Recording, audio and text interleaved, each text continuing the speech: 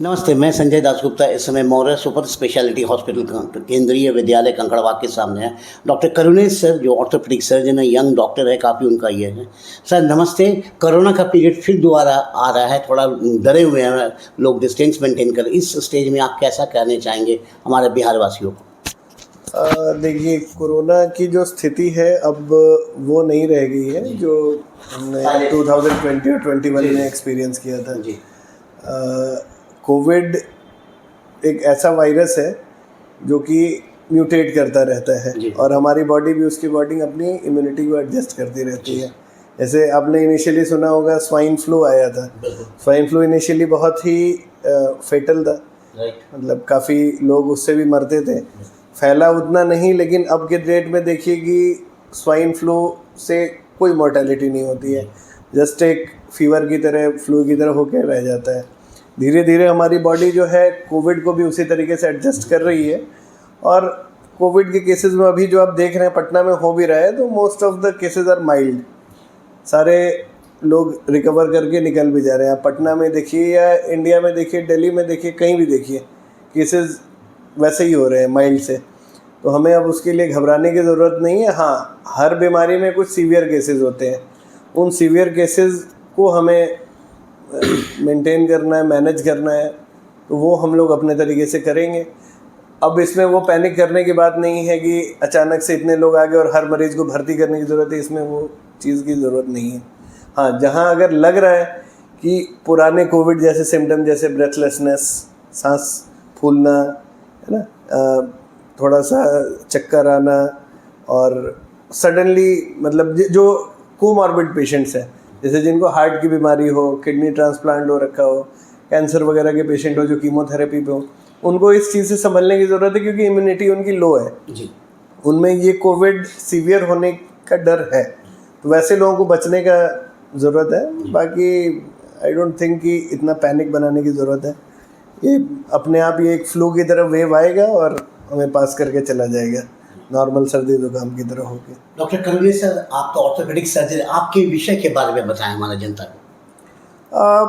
हमारा विषय देखिए, मैं ऑर्थोपेडिक सर्जन भी हूँ और मैं स्पेसिफिकली बोलूँ तो मैं ऑर्थोपेडिक ऑन्कोलॉजिस्ट भी हूँ। मैं bone tumours and bone cancers को भी ऑपरेट करता हूँ, जो कि बिहार के लिए एक नया कॉन्सेप्ट है। यहाँ बहुत सारे केसेस होते थे जो पहले इग्नोर हो जाया करते थे या रेफ़र हो जाया करते थे।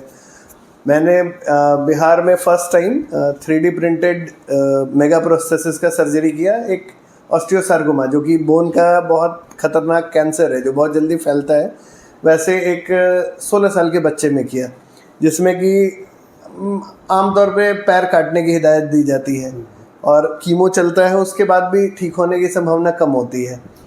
तो अब ऐसे पेशेंट्स को मतलब एम्पुटेशन यानी पैर हटवाना या हाथ हटवाना, इन सब सर्जरीज़ की ज़रूरत नहीं है।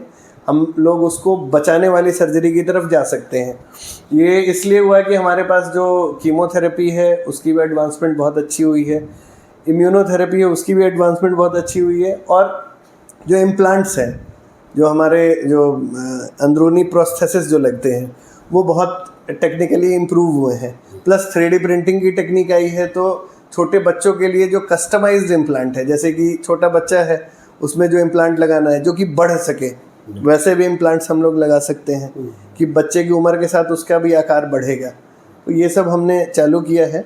और मैं बोन ट्यूमर्स के अलावा मैं लिगामेंट्स ऑपरेट करता हूँ, जॉइंट रिप्लेसमेंट करता हूँ, और सिंपल फ्रैक्चर्स तो हमारे लिए है ही जो हम मैनेज करते हैं, बट स्पेसिफिक तौर पे मैं बोन ट्यूमर्स को बहुत प्रॉपरली मैनेज करता हूँ क्योंकि मैंने पीजीआई में अपनी ट्रेनिंग ली थी बोन ट्यूमर्स एंड लिगामेंट्स के ही रिगार्डिंग।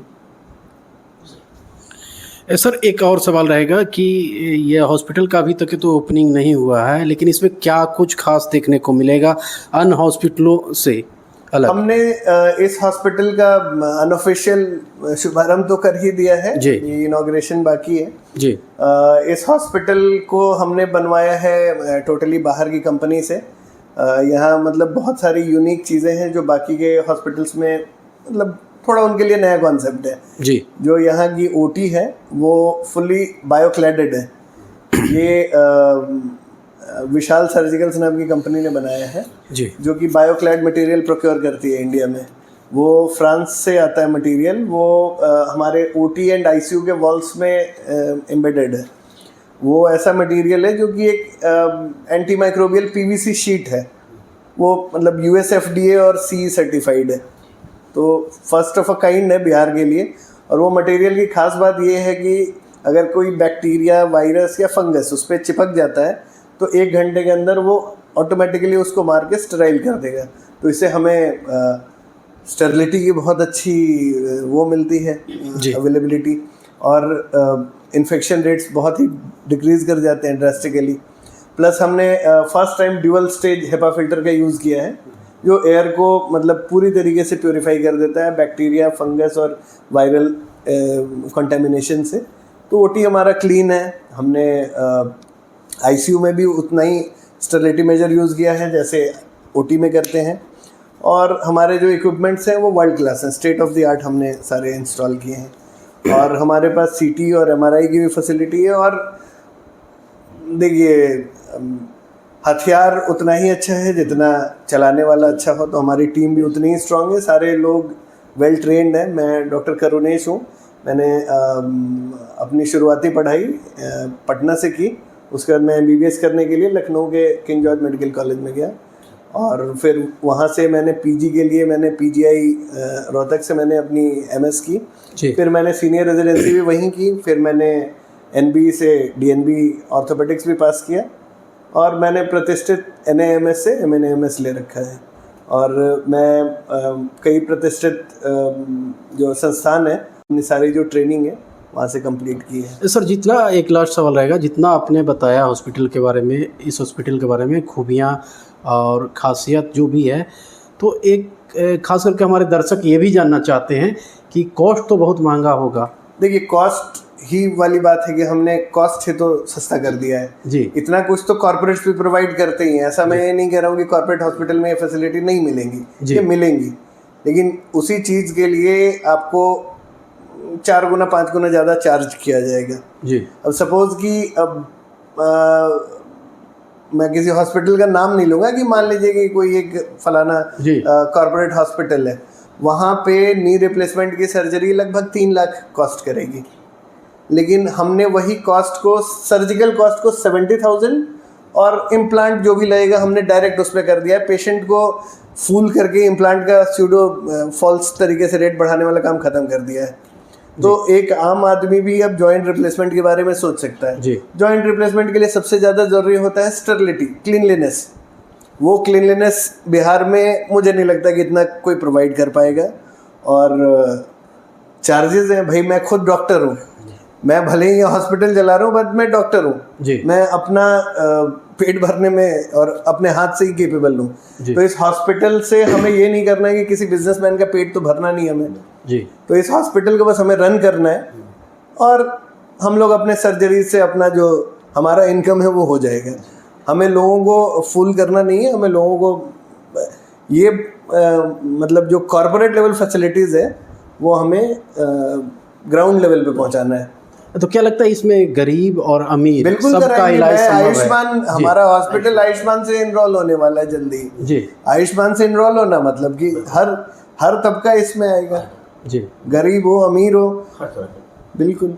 और जहाँ तक कॉस्ट की बात है जी, देखिए कॉस्ट जो सामान मरीज में बाहर की कंपनी से, बाहर के देशों से मंगाते हैं, उसमें तो कॉस्ट कटिंग करना हमारे हाथ में संभव नहीं है जी। लेकिन जो सर्विसेज हम प्रोवाइड कर रहे हैं, हम अपनी फीस और हम अपने सर्विसेज वो तो कम कर सकते हैं जी।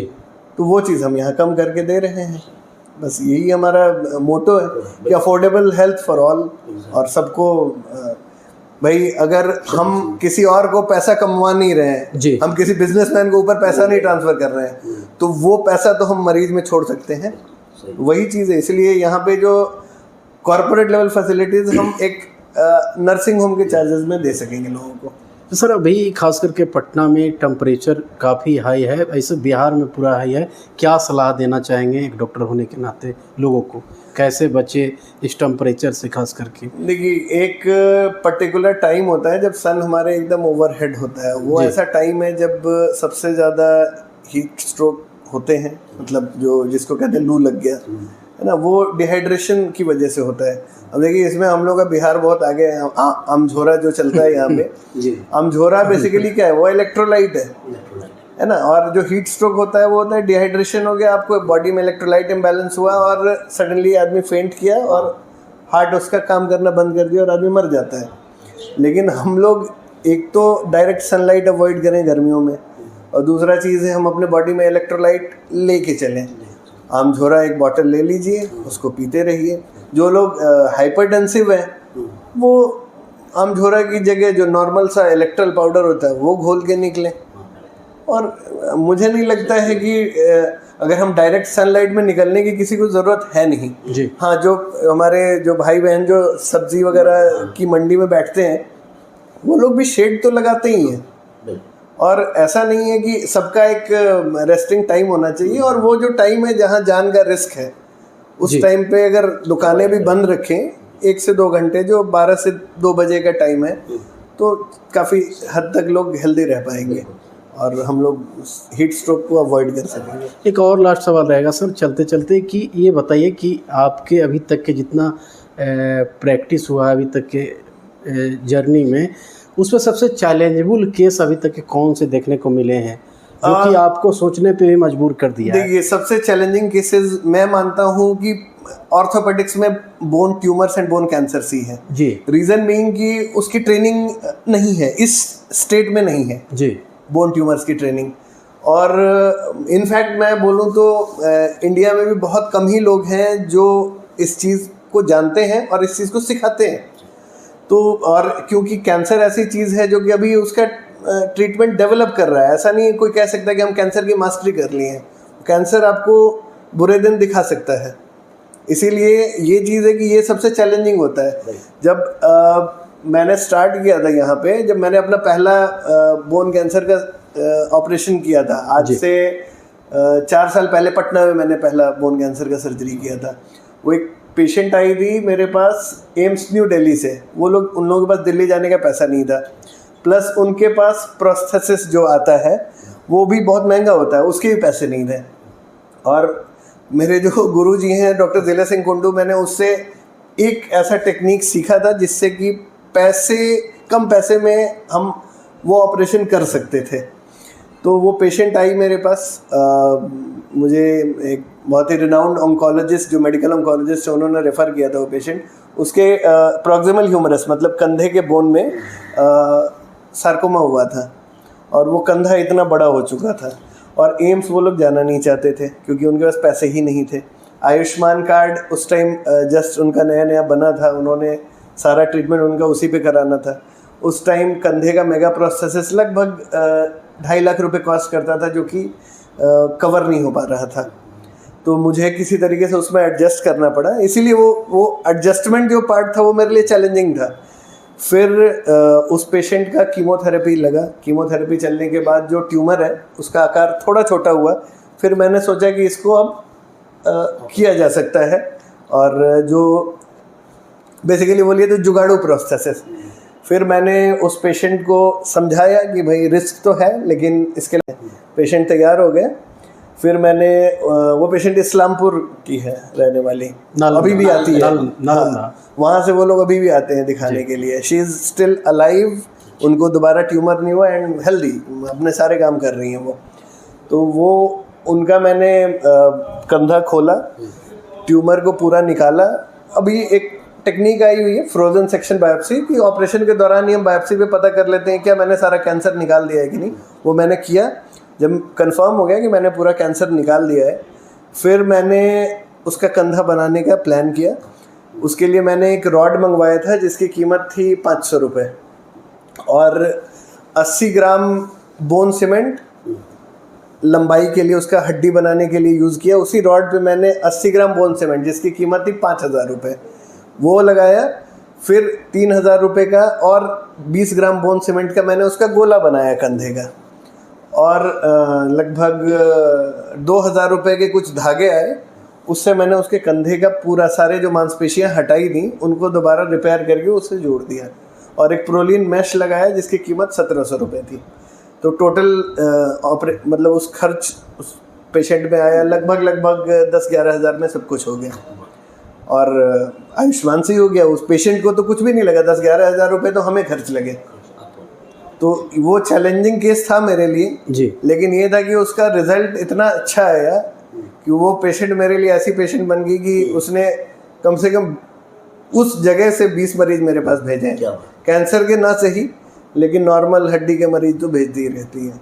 तो वैसे मरीज भी बन जाते हैं और वो चैलेंजिंग केस भी था। लेकिन ये है कि मैं ऐसा नहीं था कि मैं पहली बार उसको कर रहा था। मेरे गाइड जो डॉक्टर दिले सिंह कुंडू हैं पीजीआई में, उन्होंने इसके पहले 15 सर्जरीज वो की थी और ये जो पहला ऑपरेशन है ऐसे वाला वो पब्लिश भी उन्हीं के नाम से है और मैंने उन्हीं के अंडर मतलब 6 साल काम किया है। और मतलब मैं प्राउड फील करता हूँ कि ऐसे इंस्टीट्यूट से मैं जुड़ा हूँ जहाँ की ऐसे भी काम होते हैं। और कई बार ऐसे चैलेंजिंग केस आते हैं जिनके पास कुछ भी नहीं है और उनमें आप करेंगे क्या जी। उनको तो मरने के लिए तो छोड़ नहीं सकते हैं, तो करना पड़ता है। था वो चैलेंजिंग मेरे लिए। और वैसे ही मतलब ट्यूमर से सबसे चैलेंजिंग है। अभी तो कुछ दिन पहले ही मैंने किया जिसमें एक पेशेंट का पैर ही 40 किलो का हो गया था और हाँ एक पैर ऑस्टियोसार्कोमा से और हेमोग्लोबिन 5 था, इम्प्रूव ही नहीं कर रहा था। मतलब उसका ये था कि भाई ब्लड उसको 8 यूनिट चढ़ा, 3 हेमोग्लोबिन पे आया था हमारे पास, 8 यूनिट ब्लड चढ़ा, फिर भी 5 ही हो पाया क्योंकि सारा ब्लड जो है वो ट्यूमर पी जा रहा था। फिर यही बात हुई कि भाई बहुत हाई रिस्क केस है, पेशेंट का जान का 70-80% चांस है चला जाना ड्यूरिंग सर्जरी। और पैर ही हटाना था, ऐसा नहीं था, लेकिन वो पैर भी हटाने में पूरी चांस थी कि वो बचता नहीं। मुझे 4 घंटे लगे उस ट्यूमर में, लेकिन मैंने 20 ml बस खून निकाला उस पेशेंट का, बस 20 ml ही निकला और पेशेंट आज अलाइव है, अपना कीमो ले रहा है और मतलब ठीक है। हाँ पैर नहीं है, उसके लिए प्रोसेसेस आते हैं। हाँ वो मैंने जैसे चंडीगढ़ से एक कंपनी से है, वहाँ से माइक्रो प्रोसेसर नी वगैरह प्रोवाइड उसको करवाया। तो बट ठीक है, ऐसे आते हैं चैलेंजिंग केसेस, करना पड़ता है। बहुत बहुत धन्यवाद डॉक्टर साहब।